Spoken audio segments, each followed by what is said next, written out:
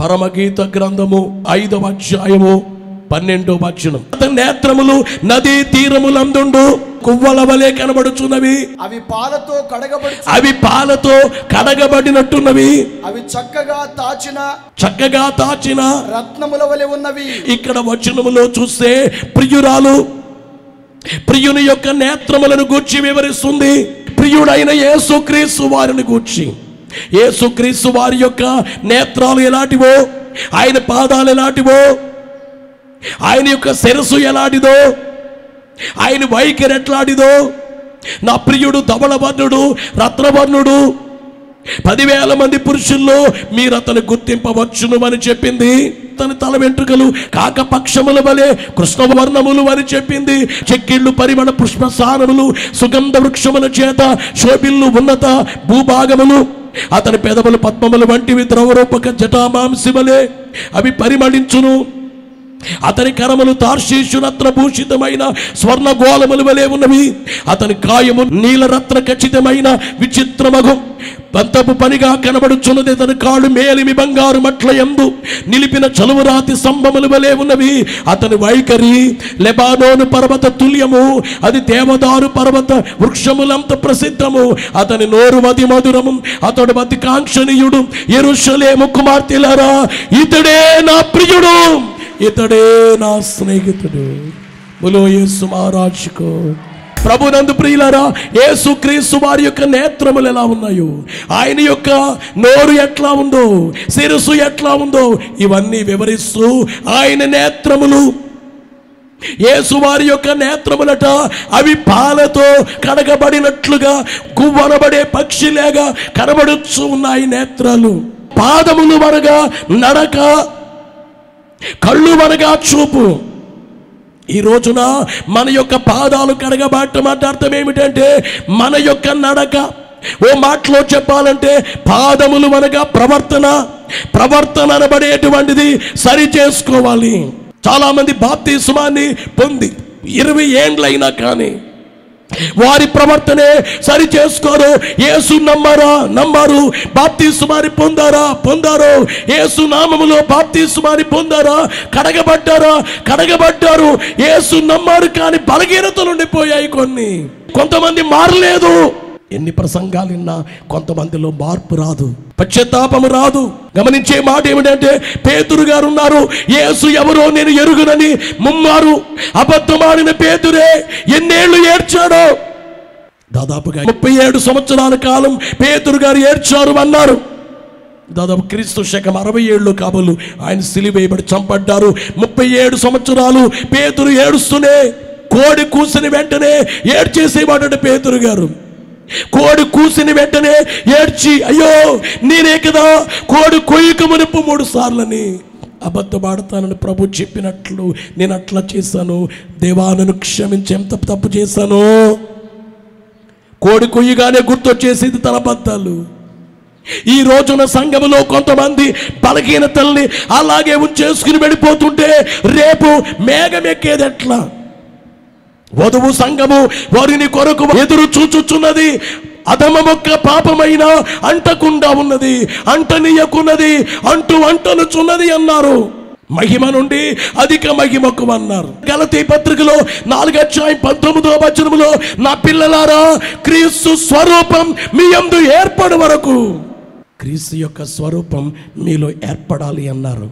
కొలసీ పత్రిక 1వ అధ్యాయం 28వ వచనములో, ప్రతి మనుషుని క్రీస్తు నందు సంపూర్ణునిగా చేసి అన్నారు. అంటే సంపూర్ణులుగా చేయబడాలట.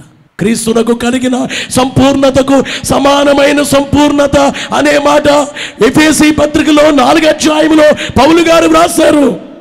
క్రీస్తునకు కలిగిన సంపూర్ణతకు సమానమైన సంపూర్ణత.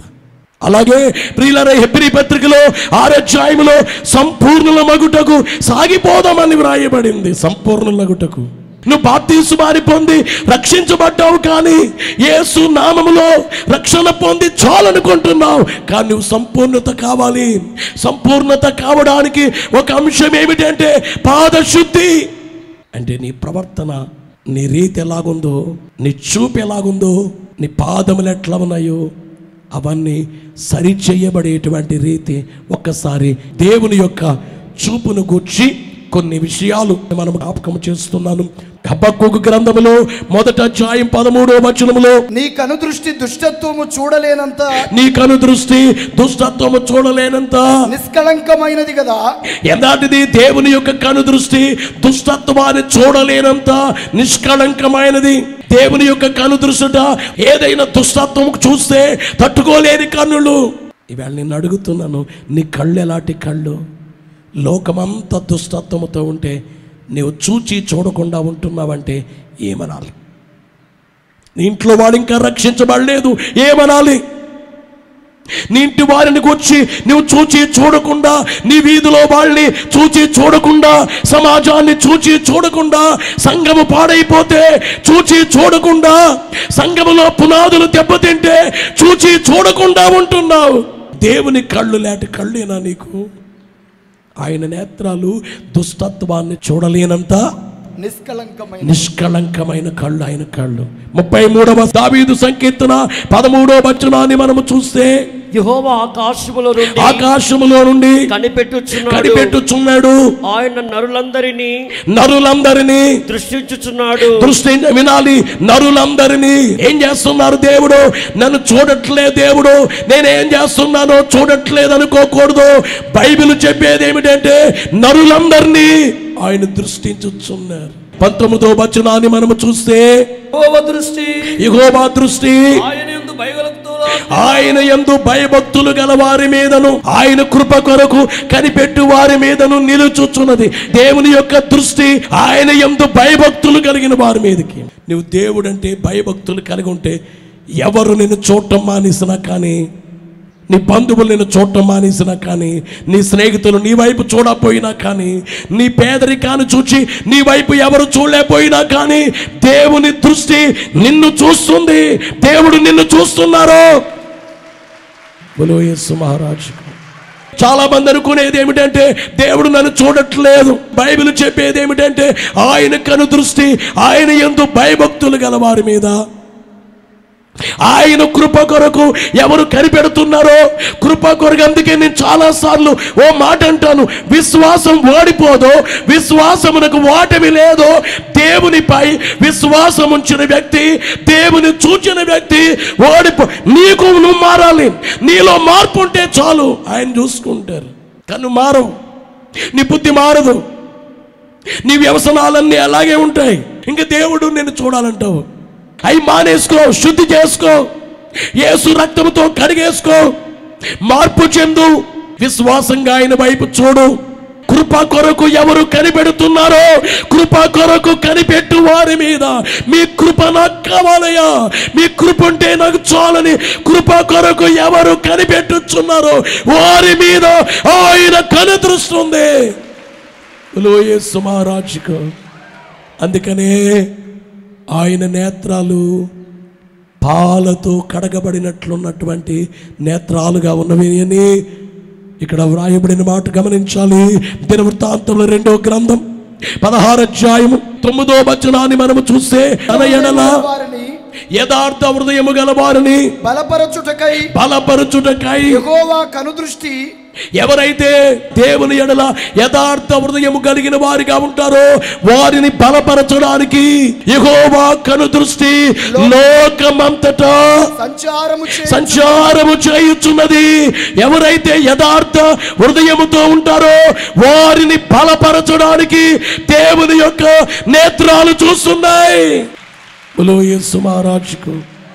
దావీదు సంకీర్తన 11వ సంకీర్తన 4వ వచనాన్ని కూడా చూస్తే, యెహోవా తన పరిశుద్ధాలయములో ఉన్నాడు, యెహోవా సింహాసనం ఆకాశమందున్నది, ఆయన నరులను కన్నులారా చూచుచున్నాడు,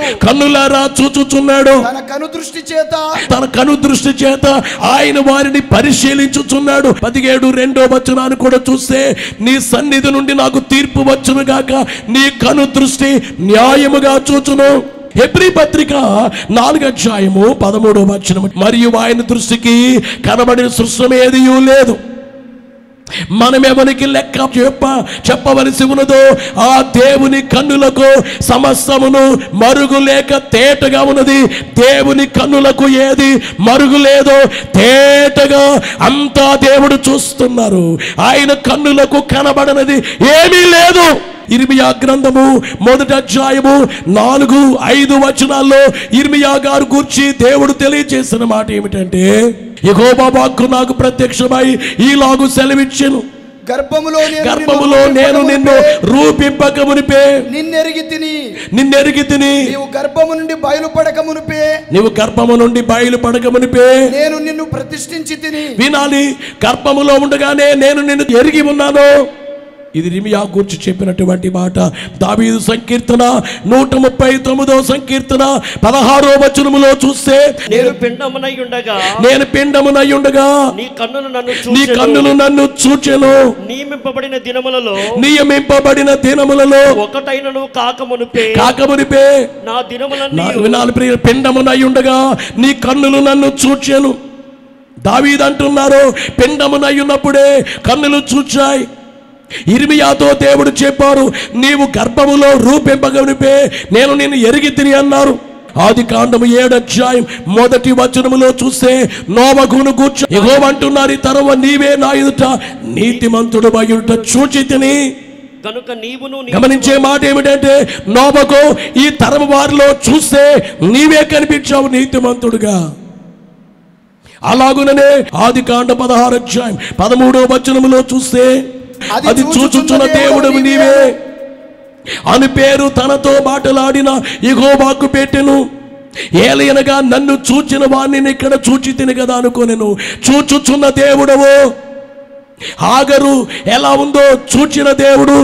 ఆదికాండం 29వ అధ్యాయం 31వ వచనాన్ని మనము చూస్తే, లేయా ద్వేషింపబడుట యెహోవా చూచి ఆమె గర్భము తెరిచెను.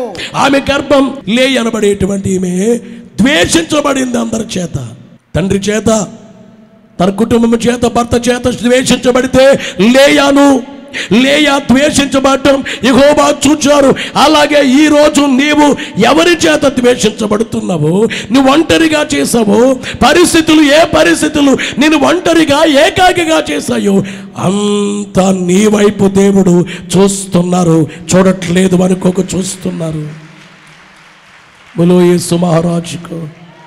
కానీ నీవు ఎలా బాధ పెడుతున్నావంటే, దేవుని నన్ను చూడట్లేదు నాయనా, నన్ను మర్చిపోయారు మీరు, నేనేం గుర్తు మీకు గుర్తుంటే నాకు ఇన్ని కష్టాలు ఎందుకు, మీకు గుర్తుంటే నాకు ఎన్ని బాధలు ఎందుకు, నాకెంత హింస ఎందుకు. కానీ ఆ కష్టాల కాలం వెనుక ఏముందో, కాలకుండనే మేలిమియగునే కనకము కొలిమియందు కాలిన మస్తు రాలిపోవును కలుగుని విలువకు కాంతి. అలాగుననే ఈ లోకంబున మానవుడు శ్రమలు పొందక దైవ మానవుడు ఎటు కాగలడు. పేద క్రైస్తవుడా సేద తీర్చుకో, నీదే గదయా ముక్తి. పేద క్రైస్తవుడా సేద తీర్చుకో, నీదే గదయా ముక్తి. బాధలు పొందిన భేదము పొందకు, బాధలు పొందిన భేదము పొందకు, వాదములాడకు మరలా మోదముందుము మోక్షముందుము. మానవుడు శ్రమను పొందక దైవ మానవుడెటు కాగలడు. ప్రకటన గ్రంథం 1వ అధ్యాయం 14వ వచనాన్ని మనం చూస్తే, ఆయన నేత్రములు అగ్ని జ్వాల వలె. దేవుని యొక్క నేత్రాలు ఎలాగున్నాయి, అగ్ని జ్వాల వలె ఉన్నాయి. 2వ అధ్యాయం 18వ వచనములో చూస్తే, అగ్ని జ్వాల వంటి కన్నులను, ఆయన కన్నులు ఎలాంటివి, అగ్ని జ్వాల వంటి కన్నులు. దేవుని యొక్క నేత్రాల గురించి ఎంతసేపు అయినా, ఎన్ని రోజులైనా మాట్లాడుకుంటూ వెళ్ళొచ్చు ఆయన నేత్రాలు. కానీ ఈరోజు మనం నేర్చుకోవలసిన అంశం ఏంటంటే, ఆయన నేత్రాలు పాలతో కడగబడినట్లుగా ఉన్నాయి. ఈరోజు నీ నేత్రముల యొక్క రీతి ఏంటి? నువ్వేం చూస్తున్నావు? సంఘము యొక్క నేత్రాలు పరమగీతములో 1వ అధ్యాయము 15వ వచనములో, నా ప్రియురాలా నీవు సుందరివి, నీవు సుందరివి, నీవు సుందరివి, నీవు సుందరివి, నీ కన్నులు నీ కన్నులు గువ్వ కండ్లు. ఎలాంటి కళ్ళు? గువ్వలాంటి. గువ్వ ఎలాగైతే తీక్షణంగా, పరిశుద్ధంగా, నిర్మలంగా చూస్తుందో అలాంటి కళ్ళు నీ కళ్ళు. యేసునాథుని యొక్క నేత్రాలు పాలతో కడుగునట్లంటే నిర్మలమైన నేత్రాలు. ఆయన చూపు నిర్మలమైంది, చూపులో ఏ దోషము లేనిది. కొంతమంది చూపు చూడండి, చూపును చూచి మనిషిని చెప్పేయచ్చు, వాళ్ళ చూపు మంచిది కాదు. వీళ్ళ చూపు చూస్తే ఈ మనిషి మంచోడు కాదు, ఈమె చూపు చూస్తే ఈ మంచిది కాదు. చూచే కన్నులు బాలేదు, కానీ దేవుని యొక్క నేత్రాల్లో చూపులో నిర్మలం ఉంది. ఇక్కడ కూడా నా ప్రియురాలా నీ కన్నులు గువ్వ కండ్లు అనగా నిర్మలమైనటువంటి చూపు కలిగిన వ్యక్తులు మీరు. అలాగే మరో వచనాన్ని 4వ అధ్యాయం 1వ వచనాన్ని కూడా చూస్తే, నా ప్రియురాలా, నా ప్రియురాలా, నీవు సుందరివి, నీవు సుందరివి, నీవు సుందరివి, నీవు సుందరివి, నీ ముసుగుకుండా నీ కన్నులు, నీ ముసుగకుండా నీ కన్నులు గువ్వ కన్నుల వలె కనబడుచున్నవి. ఎలాగున్నాయి నీ కన్నులు? గువ్వ కన్నులు లేక నీ ముసుగులో నుంచి చూస్తుంటే గువ్వ కన్నులు లేక అంత చక్కగా కనబడుతున్నాయి. ఎందుకంటే ప్రియురాలు, ఈ సంఘం ఏం చేస్తుందంటే, వధువు సంఘం, గొర్రె పిల్ల భార్య యేసు వైపే చూస్తుంది. యేసు వైపే చూపు. ప్రభు యేసు రూపే సంఘ వధువు ధరించే నామే విభావమే మంచు నేను వివరింపగలను, విభావమే మంచు నేను వివరింపగలను.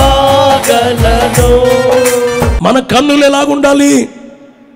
ఈరోజు కడగబడే మన కన్నులేమి, కాళ్ళేమి, మన యొక్క జీవితం ప్రవర్తనేమి ఎలాగుండాలి?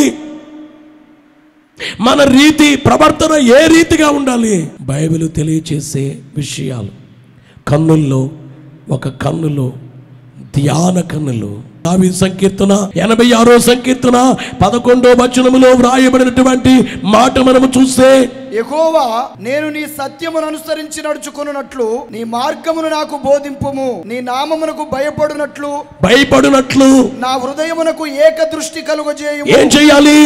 ఈవేళ మన కన్నులు ఎలాగుండాలంటే, మీ నామానికి భయపడేటట్లు ఏక దృష్టి. దేవుని నామానికి భయపడాలి అంటే దేవునికి భయపడాలి. దేవునికి భయపడినటువంటి వ్యక్తి తన చూచే చూపు వేరుగా ఉంటుంది, ప్రత్యేకంగా ఉంటుంది, ఏక దృష్టి కలిగి ఉంటుంది, ఒకే రీతిగా చూస్తాడు. తన చూపులో మార్పు రాదు. బాధపడే వాటి విషయంలో బాధపడతాడు, చూచి ఆనందించే విషయంలో ఆనందిస్తాడు. ప్రభునందు ప్రియులారా, రాజులు మొదటి గ్రంథములో 3వ అధ్యాయము 28వ వచనములో చూస్తే, అంతటి ఇశ్రాయేలులందరూ రాజు తీర్చిన తీర్పును గూర్చి విని న్యాయ విచారించుటయందు రాజు దైవ జ్ఞానము నొందిన వాడని గ్రహించి అతనికి భయపడిరి. గమనించే మాట ఏమిటంటే, దైవ జ్ఞానము నొందిన వాడని. ఎలాంటి చూపు ఉంది ఆయనకి?